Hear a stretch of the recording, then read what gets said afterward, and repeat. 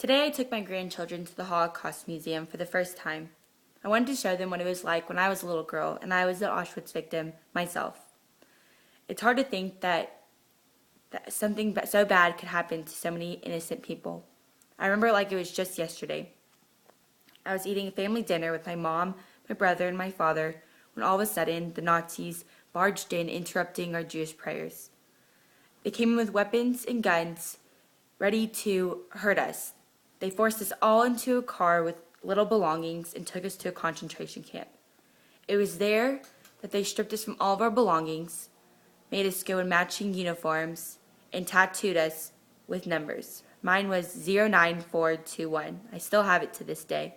That's what they wanted. They only called us by those numbers, never by our names. We were simply a number to them. We were not humans. We were a number. It was then that they took my brother and my father one way and took me and my mother the next. I never saw my father and brother ever again. Things got even worse after that. They made us do labor work. They gave us little to eat. They gave us terrible living conditions. We never got to bathe. I was lucky to get a potato every week. My skin began to diminish. My bones began to shrink. I began to get weak and achy.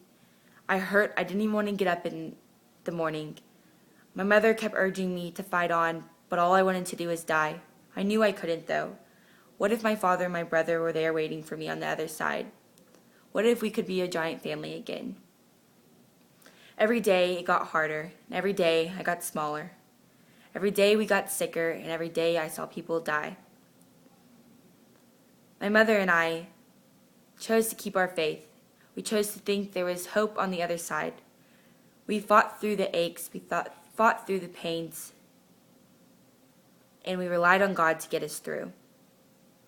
It wasn't until one day the U.S. Army barged in just as the Nazis had.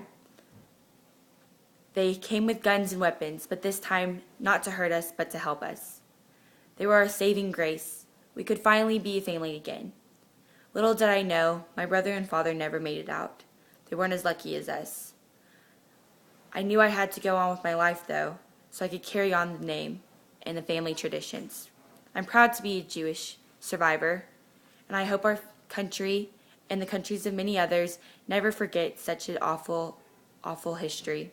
The Holocaust should never be repeated, and I take my grandchildren to the Holocaust Museum to remind them that they are in charge of the future and that they should never let or allow the history such as the Holocaust to repeat again.